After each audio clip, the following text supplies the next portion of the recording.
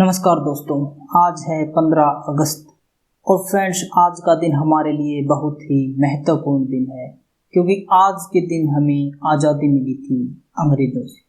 वो अलग बात है कि आज भी हम आज़ाद हैं या नहीं हैं, लेकिन फ्रेंड्स आज का दिन हमारे लिए सेलिब्रेट करने का दिन है, लेकिन हमें साथ ही यह सोचने का दिन भी है कि जिस आज़ादी की हमने कामना की थी, जिस आज़ादी के लिए अनेकों वीरों ने अपने प्राण तक न्यौछावर कर दिए बिना किसी वजह से, यह तक नहीं पूछा उन्होंने कि हम ही क्यों आखिरकार ऐसा कर रहे हैं, लेकिन आज क्या वह आज़ादी हमें मिली हुई है जिस आज़ादी के लिए हजारों वीरों ने अपना बलिदान किया था।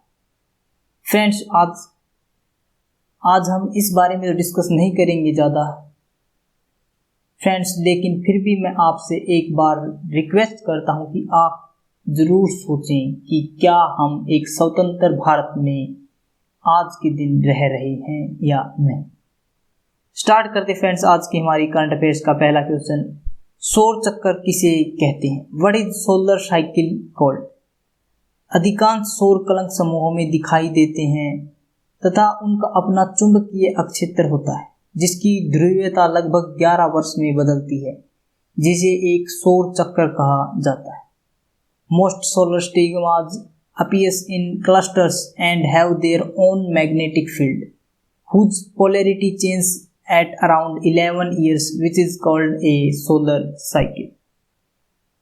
सोलर कलंकों की संख्या में लगभग 11 वर्षों के चक्कर के दौरान वृद्धि तथा कमी होती है, जिन्हें क्रमशः सौर कलंक के विकास तथा ह्रास का चरण कहा जाता है। वर्तमान में इस चक्र की न्यूनतम संख्या या ह्रास का चरण चल रहा है। वर्तमान सौर चक्र की शुरुआत 2008 से मानी जाती है, जो अपने सौर न्यूनतम चरण में सौर न्यूनतम के दौरान सौर कलंकों और फ्लेयर्स की संख्या में कमी देखी जाती है।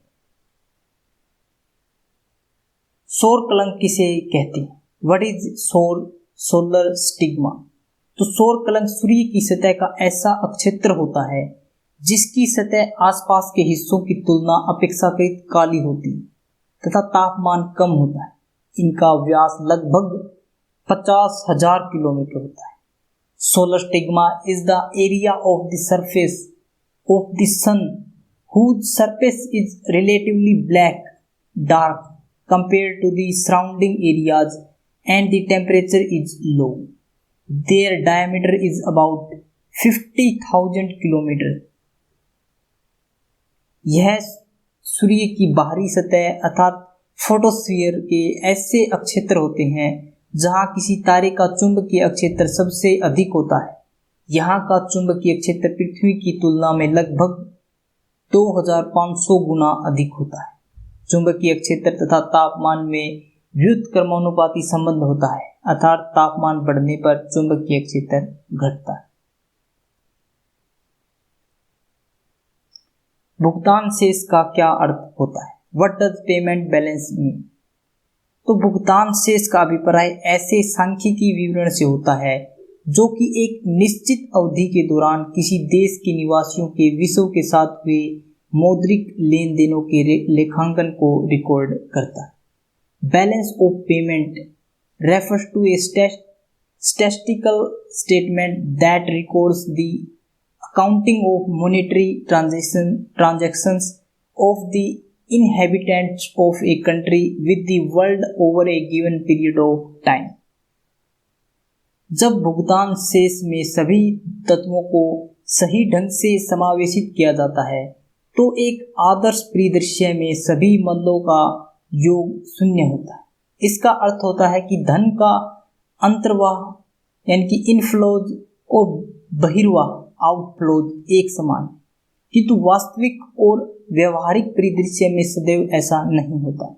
किसी देश का भुगतान शेष विवरण वह बताता है कि उस देश में शेष विषयों के साथ व्यापार अधिवेश है अथवा व्यापार घाटा है।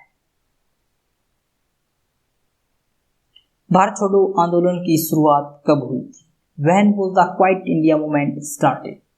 तो 8 अगस्त 1942, 8 अगस्त 1942 quite India movement started. 8 August 2020 को भारत छोड़ो आंदोलन के 78 वर्ष पूरे हो गए हैं, जिसे अगस्त क्रांति के नाम से भी जाना जाता है। भारत छोड़ो आंदोलन से प्रेरणा लेते हुए तथा भारत छोड़ो आंदोलन की भावना को पुनर्जीवित करते हुए प्रधानमंत्री द्वारा महात्मा गांधी के करो या मरो के नारे के स्थान पर एक नया नारा करेंगे और करके ही रहेंगे दिया गया है, जिसका उद्देश्य भारत को 2022 तक न्यू इंडिया बनाने के लक्ष्य को प्राप्त करना है। क्रिप्स मिशन भारत कब आया था? When did Cripps mission come to India? तो मार्च 1942 1942 मार्च के अंदर आया था क्रिप्स मिशन भारत के अंदर। दक्षिण पूर्व एशिया में जापानों की जो लोग थे, वहाँ की बढ़ती आक्रामकता, जापानी की बढ़ती आक्रामकता, युद्ध में भारत की पूर्ण भागीदारी को सुरक्षित करने के लिए ब्रिटिश सरकार की उत्सुकता, ब्रिटेन पर चीन और संयुक्त राज्य अमेरिका के बढ़ते दबाव के कारण ब्रिटेन की लेबर पार्टी के प्रधानमंत्री विंस्टन चर्चिल द्वारा 1942 में भारत में क्रिप्स मिशन को भेजा गया। इस मिशन को स्टैफर्ड क्रिप्स के नेतृत्व में भारत में एक नए संविधान एवं स्वशासन के निर्माण से संबंधित प्रश्न को हल करने के लिए भेजा गया था। फ्रेंड्स, अगर आपको railway NTPC, railway group D, railway group JE, किसी भी एग्जाम के लिए करंट अफेयर प्रिपेयर करनी है तो आप यहाँ से कर सकते हैं। गंदगी मुक्त भारत अभियान की शुरुआत किसके द्वारा की गई? The dirty free India campaign was started by which?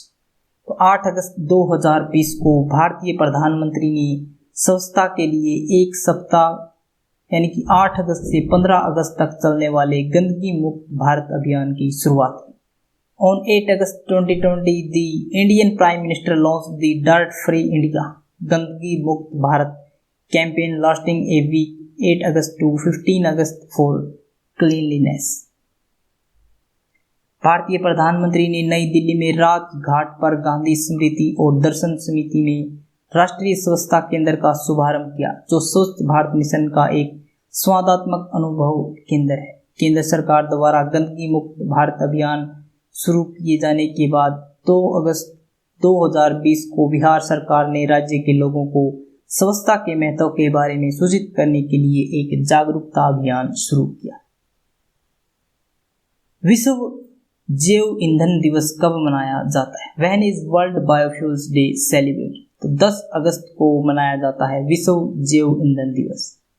विश्व जैव ईंधन दिवस के अवसर पर केंद्रीय पेट्रोलियम एवं प्राकृतिक गैस मंत्रालय ने एक वेबिनार का आयोजन किया गया, जिसका विषय था जैव ईंधन की ओर आत्मनिर्भर भारत। केंद्रीय पेट्रोलियम एवं प्राकृतिक गैस मंत्रालय 2015 से विश्व जैव ईंधन दिवस मना रहा है। भारत सरकार का जैव ईंधन कार्यक्रम आत्मनिर्भर भारत पहल से संबंधित है और इसके अनुसार ही विश्व जैव ईंधन दिवस 2020 की विषय वस्तु जैव ईंधन की ओर आत्मनिर्भर भारत चुनी गई है। बॉम्बे नेचुरल हिस्ट्री सोसाइटी क्या है? What is Bombay natural history society? तो BNHS Bombay natural history society एक अखिल भारतीय वन्य जीव अनुसंधान संगठन है जो 1883 से प्राकृतिक संरक्षण को बढ़ावा दे रहा है। BNHS is an all India wildlife research organization which has been promoting nature conservation since the year 1883. इस मिशन के पीछे BNHS का मिशन अनुसंधान, शिक्षा और सार्वजनिक जागरूकता के आधार पर कार्रवाई के माध्यम से प्रकृति का संरक्षण, मुख्य रूप से जैव विविधता का संरक्षण करना। आंग्ल नेपाल युद्ध के समय ब्रिटिश भारत के गवर्नर जनरल कौन थे? Who was the governor general of British India during Anglo Nepal war? Lord Hastings. Lord Hasting थे एंग्लो और नेपाल युद्ध के समय ब्रिटिश भारत के गवर्नर जनरल। एंग्लो नेपाल युद्ध 1814 से 1816, जिसे गोरखा युद्ध भी कहा जाता है, के दौरान जब अंग्रेज सेना को अधिक अक्षति हुई तो तब ब्रिटिश इंडिया ने पहली बार अपनी सेना में गोरखाओं को भर्ती किया था। यह युद्ध 1816 की सुगोली की संधि पर हस्ताक्षर के साथ समाप्त हुआ था। बेवकूफ बनकर खुश रहिए और इसकी पूरी उम्मीद है कि आप अंत में सफलता प्राप्त करेंगे। बहुत बार आप कोई भी कार्य करते हैं, अगर आप कुछ बड़ा हासिल करना चाहते हैं या आपने कुछ ठान रखा है करने का, तो नेचुरल सी बात है कि लोग आपको पागल समझेंगे। अगर आपने एक ही टारगेट बना रखा है और उसी टारगेट की ओर आप आगे बढ़ रहे हैं, तो लोग आपको बेवकूफ भी कहेंगे, लेकिन वहां पर आपका बेवकूफ बनकर रहना बहुत अच्छा है, क्योंकि वही बेवकूफी आपको सफलता प्राप्त करवाएगी। इसीलिए कहा गया कि बेवकूफ बनकर खुश रहिए और इसकी पूरी उम्मीद है कि आप अंत में सफलता प्राप्त करें। Question of the day friends, Anglo Nepal युद्ध कब हुआ था? ऑप्शन ए 1814 से 1816, ऑप्शन बी 1756 से 1758, ऑप्शन सी 1656 से 1664 और ऑप्शन डी 1789 से 1792। तो कब हुआ था एंग्लो नेपाल युद्ध? फ्रेंड्स, अगर आपको वीडियो अच्छी लगी तो इसे लाइक करें, शेयर करें और हमारे चैनल को सब्सक्राइब करें ताकि आपको नोटिफिकेशन मिलता रहे। अगर आपको इसकी पीडीएफ चाहिए तो आप हमारे टेलीग्राम ग्रुप से डाउनलोड कर सकते हैं, जिसका लिंक हमने डिस्क्रिप्शन बॉक्स में दिया हुआ। आज के लिए इतना ही फ्रेंड्स, थैंक्स फॉर वॉचिंग।